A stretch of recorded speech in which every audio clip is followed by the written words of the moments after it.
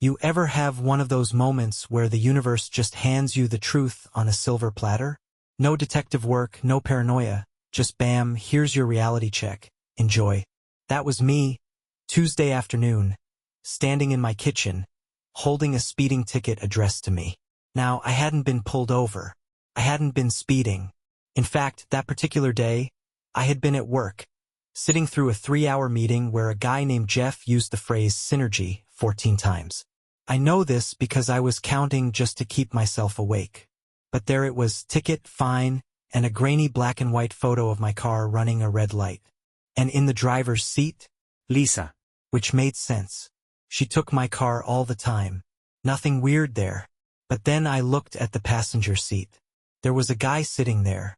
Now, the thing about these traffic cam photos is that they're just blurry enough to make you doubt what you're seeing. I squinted, leaned in closer, even held the paper at different angles like it was some kind of optical illusion. Nope, definitely a guy. Now, I'm not the jealous type. I don't go through her phone. I don't question her friends. I don't get suspicious when she comes home late. I trust my wife. At least I did trust my wife. But something about this just scratched at my brain. She had never mentioned giving someone a ride. And I know Lisa, if she so much as held the elevator door open for a guy, I'd hear about it in detail. She loves storytelling. The woman could make a 30-second grocery store trip sound like an adventure novel. Yet no mention of this passenger. I try to push the thought away. Maybe it's a coworker. Maybe her brother was in town. Maybe I'm just being ridiculous. But then I see the date on the ticket. It was from a Friday. Now, Lisa doesn't work Fridays. I know she doesn't work Fridays.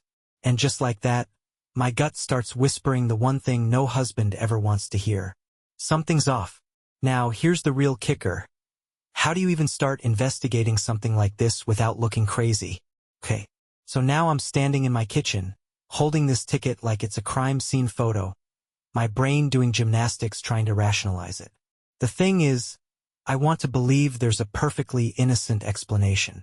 I really do, because the alternative is a one-way ticket to the kind of heartbreak that turns a man into a country song. So I do what any rational, calm, totally normal husband would do. I go full-blown CIA. Now, I'm not a naturally suspicious guy. I'm the opposite of that guy.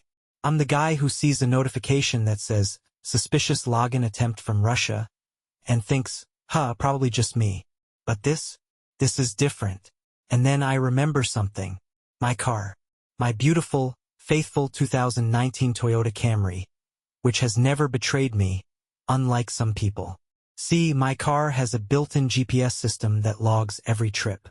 It's mainly for navigation, but it also saves route history because apparently Toyota knew that one day, some poor guy was going to need to investigate his own marriage. So I march outside, sit in the driver's seat, and pull up the logs. And at first, everything looks normal. Monday, work. Tuesday, grocery store. Wednesday, gym. Not me, obviously. That was Lisa. Thursday, nothing unusual. And then I get to Friday, the day of the speeding ticket. And I see it. A stop. 10 minutes. Twice a week. Same location. Now, let me paint you a picture here. This stop is not a gas station. Not a Starbucks. Not a dry cleaner. Unless Lisa's been getting her clothes pressed in some secret underground facility that doesn't exist on Google Maps. No, this stop is a little side street I've never heard her mention. And it's not just a one-time thing. It's a pattern. Every Tuesday and every Friday, my car has been pausing in that exact same spot for just about 10 minutes before continuing on its merry way. Now, I don't know about you, but I can't think of a single innocent reason someone regularly stops in a random location for exactly 10 minutes. Unless Lisa's been running a highly specialized courier service I was unaware of, there's no explanation that doesn't make my stomach feel like it's doing backflips. I sit there, staring at the screen, feeling like I just swallowed a brick. And suddenly I have a choice. I could do the same thing, the mature thing, and just ask Lisa about it. I could walk inside, hold up the ticket, and say, "Hey, who's this in my car? And why were you parked in sketchy mystery location for 10 minutes? But let's be real. She could lie. she could make something up. And because I want to believe her, I might just let it slide. And that's when I realize something. I don't want to ask. I want to know. I need proof. And there's only one way to get it. I have to follow her. Now, let me just pause here for a second and say, I never in my life thought I'd be this guy. The guy who follows his own wife. That's the kind of thing paranoid people do. The kind of thing you hear about in stories and think, man, glad I'm not that guy. And yet, here I am. So I do it. The next Tuesday, I wake up, kiss Lisa goodbye like everything's normal, then grab my phone and call a cab. And when the driver pulls up, I slide into the back seat, lean forward, and say something I never thought I'd hear myself say in real life. Follow that red car. And that, my friends, is where things start to get very interesting. So, let's set the scene. I'm sitting in the back of a cab, feeling like I just stepped into a bad spy movie. The driver, an older guy with a trucker hat and the kind of face that's seen things, gives me a look through the rearview mirror. You serious? He asks. I nod. Serious. He shrugs. All recht, Mann. You got it. And just like that, we're tailing my own car, driven by my own wife, on what I can only assume is a very shady Tuesday morning adventure. Now, let me tell you something about following someone. It's stressful. Movies make it look easy. Just stay a few cars back, wear sunglasses, maybe read a newspaper. In reality, it's a mess. Every time we hit a red light, I panic. Every time she changes lanes, I break into a sweat. The driver, meanwhile, is way too into this. He's narrating like it's a horse race. She's slowing down, wait for it, and boom, left turn. All right, champ, what's the plan here? Great question. I have no plan. At this point, I'm just hoping Lisa pulls into a surprise Build-A-Bear workshop and I end up looking like a paranoid fool. But no, she's heading downtown. And then, just like the GPS logs said, she makes that exact same stop. 10 minutes. Right outside a little coffee shop I've never heard her mention. Now, here's the thing. If she were actually getting coffee, I'd be fine. People need caffeine. I get it. I respect it. But she doesn't even step inside. Instead, she stays in the car. And then a man opens the passenger door and gets in. And suddenly, every ounce of self-delusion I had left evaporates. Now, I can't see his face clearly, but I can tell a few things right away. 1, he's comfortable. There's no awkwardness, no hesitation. He slides into that seat like he's done it before. 2, he's not a coworker. I don't know how I know that. I just know. And 3, I need to know where they're going. Stay on them. I tell the driver, feeling exactly like a guy in a detective novel, except I'm paying with Apple Pay. Man, this is better than cable, he mutters, flooring it to keep up. Lisa pulls back onto the road. I brace myself. She's headed toward work. Right? Right? Wrong. She drives right past her office. Then she takes another turn. Then another. And suddenly we're in an area I definitely recognize. Hotels. A whole street lined with them. And before I can even start lying to myself, she pulls into the parking lot of one. A nice one. Not one of those sketchy places where the continental breakfast is just a stale bagel and a half-dead orange. No, this is the kind of place where people check in with rolling suitcases and smiles, not just guilt and excuses. And I just sit there. I don't move. I don't breathe. Because what do you do when your whole marriage shatters in front of you? The cab driver whistles low. Oof, that's rough, buddy. I nod, still staring ahead. Yeah. A long silence. Then finally, so what's the play here? And that's when something shifts in me. Because a week ago, I'd be devastated. A day ago, I'd be heartbroken. But now I'm something else. I'm angry. And if Lisa thinks she's about to get away with this, she's got another thing coming. Because I'm not going to scream. I'm not going to cry. I'm going to do something so much worse. Now, in the movies, this is the part where the guy storms into the hotel, makes a huge scene, throws a punch, and gets banned from Marriott properties for life. But I don't move. I don't yell. I don't rush in. I just sit there, staring at that hotel entrance like it personally insulted my mother. Because I know something Lisa doesn't. Rage makes people stupid. But patience? Patience makes people dangerous. So, instead of blowing up my whole life in a hotel lobby, I take a deep breath, pull out my phone, and snap a picture of my car parked right outside the building. A little keepsake. A memento, if you will. Then I turn to my cab driver. Take me home. He looks disappointed. That's it? No confrontation? No throwing hands. I shake my head. Not today. Because today is for gathering evidence. Tomorrow is for the masterpiece I'm about to create. As we drive back, my mind starts racing. I could expose her right now, but no. That's not enough. She didn't just betray me. She disrespected me. She disrespected our marriage, our history, and worst of all, my car. And there's only one solution for that kind of insult. She doesn't just need to be caught. She needs to be humiliated. So I start planning. And the first step? A little gift for my good, honest Toyota Camry. A brand new hidden camera. Because if she wants to cheat in my car, she's gonna do it on film. Now, let me tell you something about the modern car accessories market.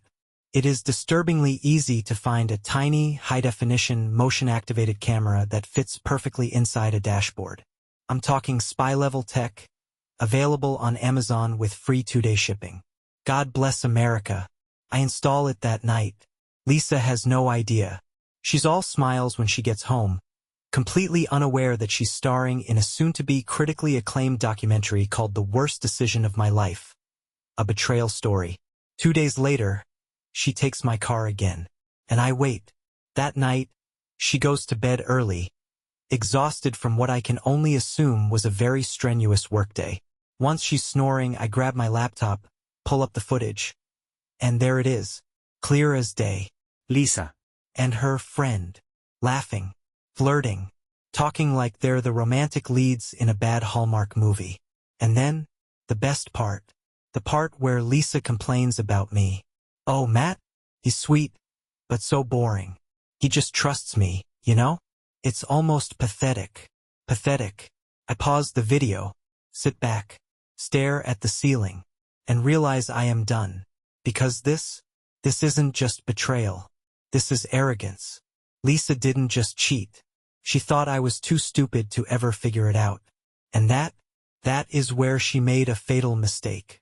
Because if she wanted a boring husband, she should have picked a guy who doesn't know how to make a spectacle. And me? Oh, I love a good show. So I make some calls. I rent something big, something public, something that Lisa won't be able to ignore. And once it's all in motion, I sit back, cross my arms, and smile for the first time in days. Because her little secret is about to become very, very public. Revenge, my friends, is a dish best served publicly.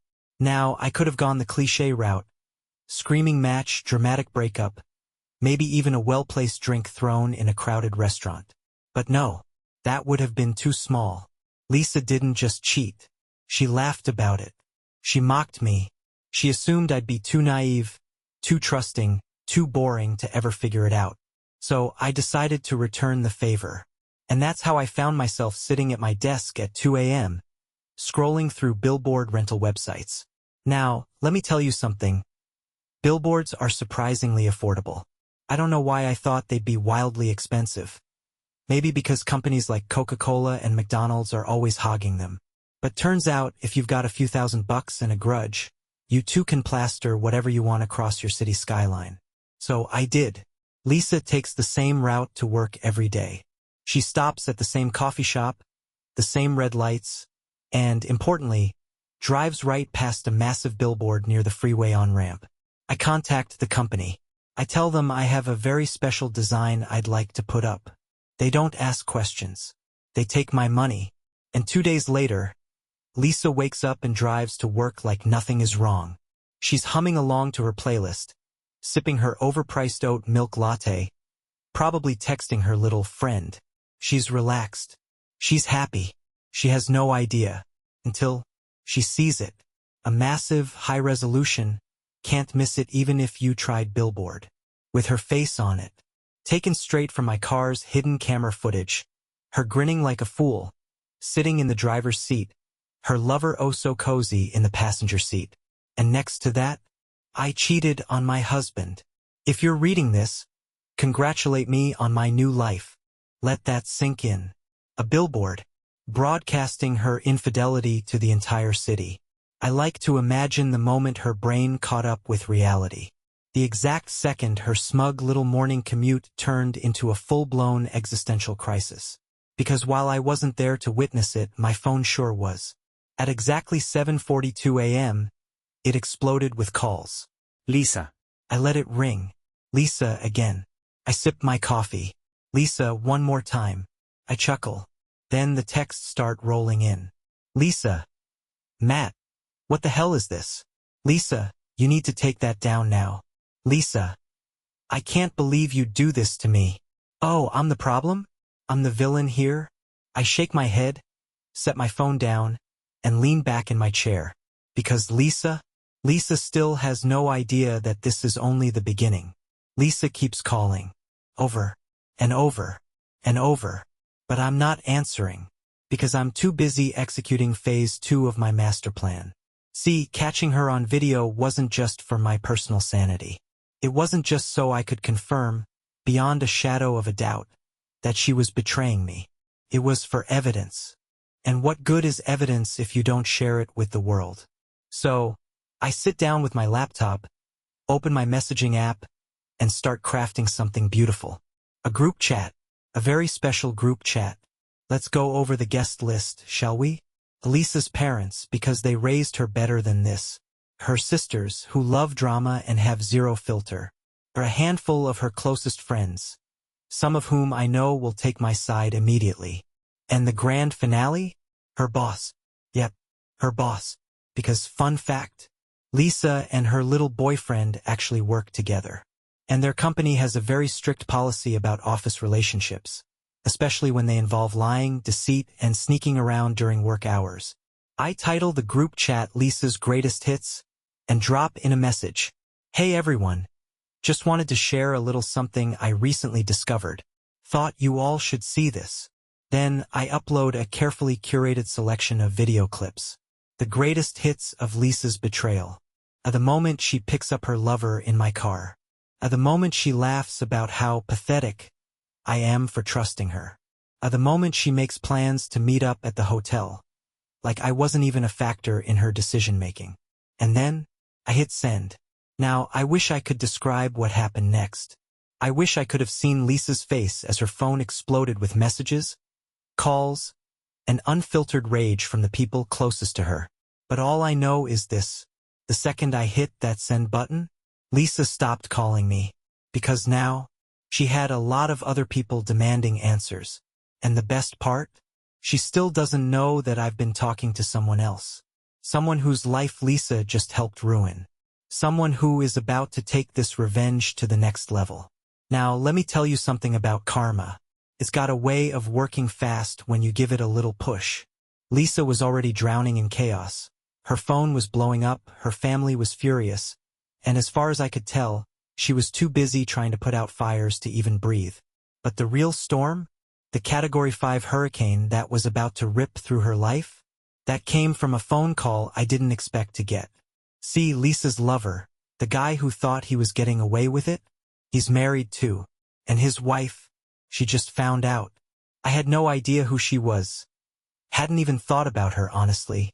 But while I was sitting on my couch, enjoying my morning coffee like a man free from the shackles of betrayal, my phone rang. Unknown number. I almost didn't answer, but something told me to pick up. And on the other end, a woman. Calm. Collected. But with that edge in her voice that told me she was seconds away from unleashing the kind of fury that could level a city. Is this Matt? I hesitate. Yeah. She exhales sharply, like she's been holding in a breath for hours. My name is Danielle, she says, and I think our spouses have been sleeping together. I sit up real fast. Because, oh, this just got interesting. Now, you'd think finding out your wife was cheating would be the worst part of this story. But nope. Turns out, Lisa wasn't just cheating on me. She was getting played herself. See, Danielle had been suspicious for a while. Her husband, let's call him Mr. Sidepiece, had been acting weird, guarding his phone, staying late at work, taking business trips that somehow never showed up on his company's schedule. So, she started doing some digging. And guess what she found? A whole second phone. A burner phone. Now, I don't know about you, but there are only 3 reasons someone has a burner phone. 1. They're a drug dealer. 2. They're in the CIA. 3. They're cheating.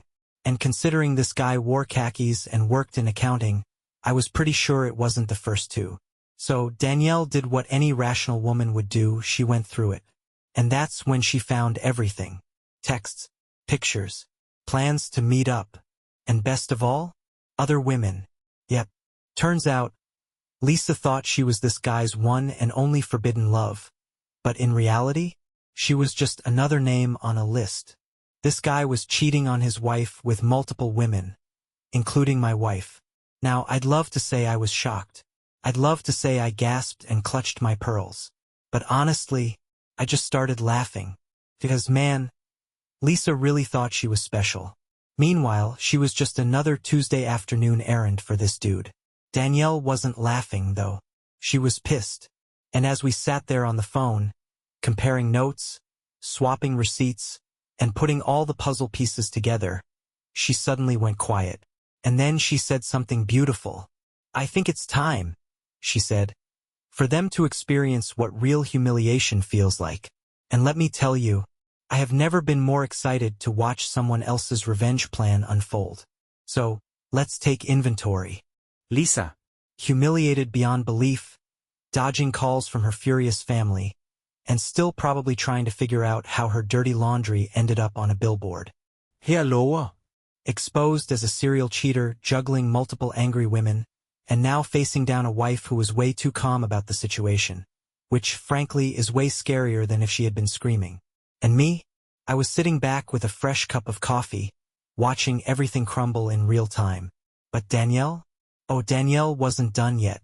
See, while I had been focused on public embarrassment, she had been focused on something far more destructive. She wanted to ruin her husband. Not just expose him. Not just embarrass him. She wanted to tear his life apart from the inside out. And she had the power to do it. Because, fun fact, Danielle wasn't just a housewife. She was a lawyer. And not just any lawyer, a divorce attorney. And Mr. Sidepiece? He had zero idea what was coming for him. Now, I've seen breakups before. I've seen messy divorces, nasty fights, the works. But this was next level. Because while Lisa was out there trying to salvage her reputation, Danielle was out there playing chess while her husband was still learning the rules. And her first move? Freezing his assets. Yep. See, in her state, she could legally file for divorce and put a hold on their shared accounts. Meaning that suddenly Mr. Sidepiece had no access to his own money. And if you think that's bad, it gets worse. Because remember how Lisa and this guy worked together? Well, their office had a strict no fraternization policy. And Danielle? She made sure their HR department knew exactly what had been going on. So, just when Lisa thought her worst day was over, she got hit with something even bigger. She was fired. Effective immediately. No severance. No references. Just a quick, pack your things and leave. And her lover? Oh, he didn't get fired. He got demoted. Because, turns out, having a reputation as a workplace creep doesn't look great on performance reviews. So now, Lisa and her soulmate weren't just exposed. They were broke, unemployed, and best of all, stuck with each other. Because the one person Lisa could usually run to when things went bad was me, and I had already changed the locks. And that was the moment she realized she had truly lost.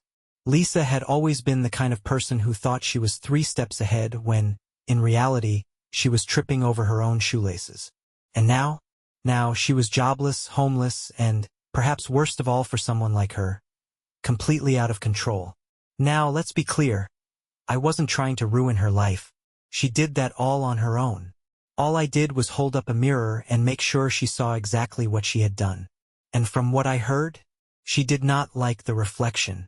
But let's not forget, Lisa wasn't the only one who had their life torched. Her soulmate was not handling the fallout well either. See, once word got around their office about why Lisa had really been fired, his whole reputation went up in flames. Turns out, people don't exactly respect a guy who's cheating on his wife with multiple coworkers. The office gossip spread fast, the kind of fast where nobody wanted to sit next to him in meetings, and suddenly no one was inviting him to happy hour anymore. He went from office golden boy to, "Hey, isn't that the guy who ruined his marriage for a Tuesday afternoon fling?" Real quick. And his home life? Oh buddy, Danielle wasn't just divorcing him.